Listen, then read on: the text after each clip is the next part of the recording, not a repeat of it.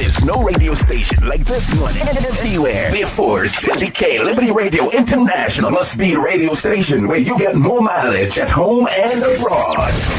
Broadcasting from St. John's, Antigua, in the Caribbean Sea. This is the People's Radio Station. This is Romain Virgo. And this your boy MCW. You don't know it's your boy Big Dog. Hi, it's your girl JC. You're listening to ZDK Liberty Radio. With your host, Alison Bramble. Alison Bramble. I too listen to Alison Bramble on ZDK 97.1. 97.1 FM. Let's get it, Alison. Let's go.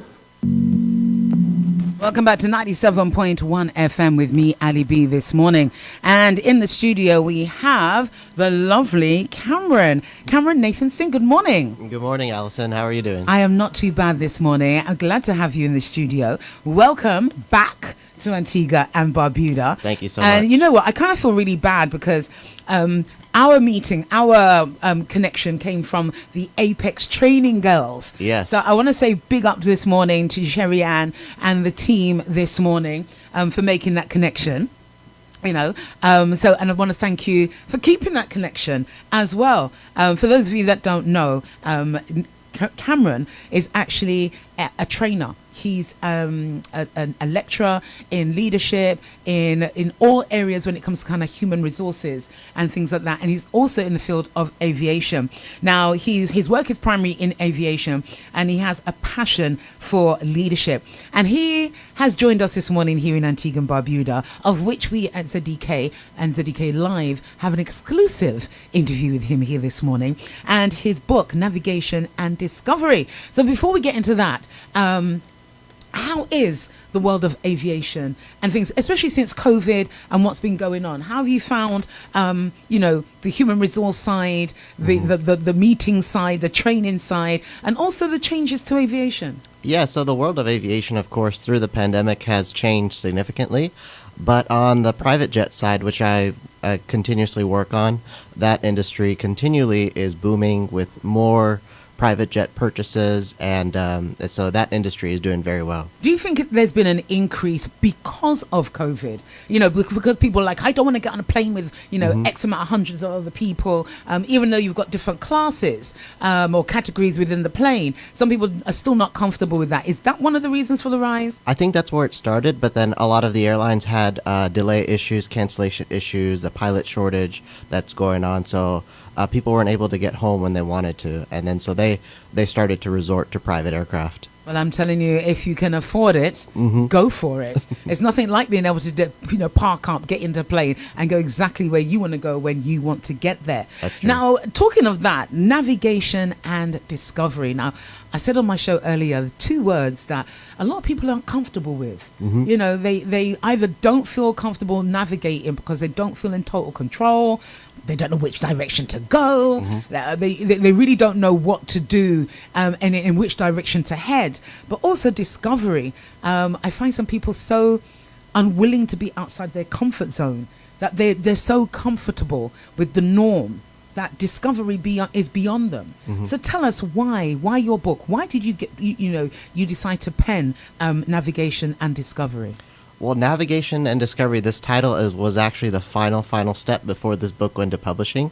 And one morning I just woke up and I realized that this book was all about navigation and discovery. Because one thing I didn't want to provide is a recipe for success, because there is no recipe for success. I wanted to share my story of how I navigated through my early years in high school and university years to figure out what I wanted to do and what I wanted to pursue.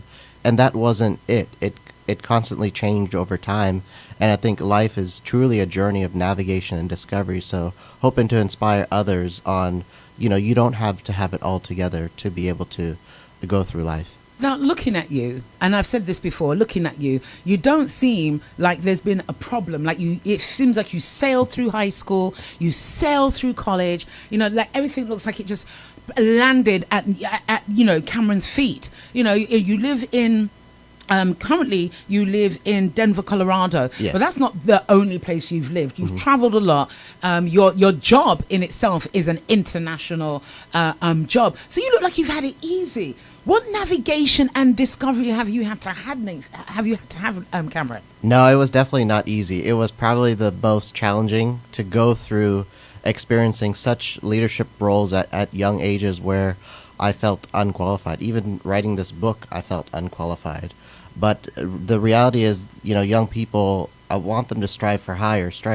And yes, you can become that CEO at 25. You can be that person where you want to be at a young age, even though everyone around you is saying no, because that's what I had a lot of people around me saying, no, you can't do that. No, you're not qualified to do that. But I kept pursuing it, and I stayed close with mentors that said yes to me, which kept me going. So you're saying that mentors along your journey, individuals that stood above others who told you no, but you can't do this, you'll never get this. Oh, look at you. This is where you're from. Oh my gosh, look at who you are. All those kind of, stumbling blocks for other individuals who probably had those, issues themselves, those challenges themselves. But you didn't let that deter you. Tell us some of the skills, some of the things that you put. How did you push yourself forward? What were some of the things that you had to get through? One of the big things was faith. Faith is a very important part of my life growing up in the church. And there were times when I felt like faith wasn't in my life and wasn't part of life, especially during those difficult times. And but even though I felt like God wasn't there, he was always there, pushing me along, helping me go in that right direction. And it's a lot of resilience you have to build, and it builds your character over time when you face those times of trials and tribulations, and especially in those valleys. And looking at your book and in writing your book, what was one of the most challenging chapters for you? And if so, would you read, an excerpt from your book for us? Yeah, the most challenging was talking about my faith, because one of the things I did not want to do is saying you need to believe this. I wanted people to know, to understand of someone of faith and how it impacted their story. So it wasn't like you need to believe this. It's just, hey, this is my story, and I hope you learn from it. Okay. Yeah. Yes. So one of my favorite chapters is, let me see here. It's in the book here. Was actually continuing education. Okay. I'm a huge champion of continuing education, and for me, that will never end. So I'll read the first paragraph, if that's okay? Yeah, that's fine. Okay. You might be wondering, why are we talking about education in the first chapter? Well, higher education and pursuing education to different channels has been and continues to be an important part of my journey. Firstly, I'm a first-generation college student. My parents were born and raised in Fiji, and it was a big deal for me to pursue college. My mom went back a few years ago to complete her associate's degree. Before I describe my college experience, I want to share the journey which led me to college. Thank you for that. Yeah. Thank you. And a lot of people, it's sad to say in this 2023 that we're still getting a lot of first generation going to college, families, individuals who it's not the norm. It's not the normal process for them as it's seen in some other cultures and in other cues, or would I say. In your book, you talk about your faith, you talk about your journey and studying. So education and faith seem to be two of those factors that are important. Not that you're saying, right, I'm forcing this down your throat, but you're saying, look, these are the things that helped me. These are the things that got me through. I was a CEO at 25. I was told that I could not get a job or I would not be able to work. And here yet I am running my own, working with others. And I can attest to this. He's a trainer for other organizations and bringing his expertise in human resource development, skills, leadership to organizations across the globe. All right. This man knows his skills. So for me to look at you and think there were times of doubt, there were times where you felt that you weren't going to get this done.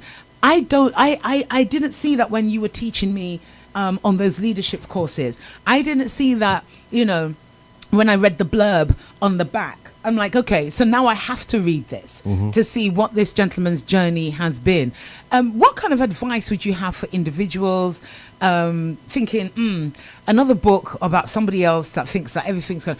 What would be your USP, your unique selling point for an individual sitting down right now? Now, I know and I'm aware it's Mental Health Awareness Month. I'm glad that you're here, because I do feel that some of the challenges, some of the issues, some of the things that you went through were also affecting your mental health. That's true. And I'm not sure if this writing of the book was a lethargic and mental support as well, to maybe to look back at what you've done, to also focus on where you're going next. Explain, what advice could you have for young people today in picking up and going to get a copy of your book? I think one of the big things that's been on my heart lately is oftentimes I've seen young people limit themselves based on their circumstances, how their upbringing was, where they live at, and they think they'll never become that CEO, they'll never become that leader, or they'll never become that pastor. And so they limit themselves based on where they came from and what people are telling them. And so the reason why I want to encourage people is that you don't need to limit yourself based on your circumstances. You want to write your own story, you have a unique story, and you're going to have a unique journey. Don't be like someone else. Write your own story and go your own path that you feel is best for you, where you're going to find that self-fulfillment. Now, you are, unique in the sense of your work in aviation, in the private industry of aircraft, etc. But you've also commandeered that and kind of conjoined that with human resources, with leadership, with your faith, and kind of mastered them, like mixed that into a blend in a life that serves not only your religion and your faith, but also serves you as well. How do you get that balance? Because I think some young people are thinking, school, study, when do I start getting that benefit of that balance? How do you get them to say, look, slow down, let's take it one step at a time? Yeah, for me, balance was a huge issue, especially when I was young, in my 20s, early 20s, trying to just grind it out and just work. But I think balance is different for everyone. Balance, everyone finds it differently, but I think you do the grind at work, but you also need to get your rest. You also need to focus on family. You need to focus on faith, if that's a part of your life. You need to have a good balance to make sure you're a well-rounded individual, because it can become very unhealthy if all you focus is on work and school. Now, we do have a situation here in Antigua and Barbuda with, not a lot, some of our young people not being able to use conflict resolution skills, using energies and emotions and where they're feeling to exact negative impacts on others through violence or acts of violence or negative words, whether it's through social media or indeed face-to-face. What guidance can we have for these young people? What kind of guidance could you have for parents? Because I do feel your book maybe not just for a young person, but also for a parent of a young person, facing challenges, facing situations, maybe looking at how you dealt with conflict resolution, growing up in the States, living in Antigua and Barbuda as you have done, and being able to say, right, yeah, living in America, living in Colorado, living in Antigua, I see difference. I see cultural difference. How could you, what guidance could you give to our parents, especially on our young people that are maybe not behaving the way they should be? Yeah, I think one of the things that I have to appreciate from my parents growing up is they gave me the freedom to make those mistakes on my own. They didn't shelter me, although they did want to have me go in the medical field, which I can't deal with that. But they gave me the freedom to figure out who I am on my own. They didn't push me one way or the other. And even at home growing up, I had no curfew. I had the freedom, but I became responsible. So I came home by 10 p.m. I made sure, yeah. Oh, so with that freedom came parts of responsibility and certain rules to be governed by. Exactly. So that, yes, you had freedom to be out, but you had to be in by 10 o'clock. 10 o'clock. All right. So were there chores involved in that? Was there a sense of responsibility for your studies and culpability for doing well in school? And were they loving, nurturing? Were they always there at home? See, because some of our young people here in Antigua don't have that. Yeah, they don't have both parents, maybe just one parent. That parent may be having several jobs to make things go through.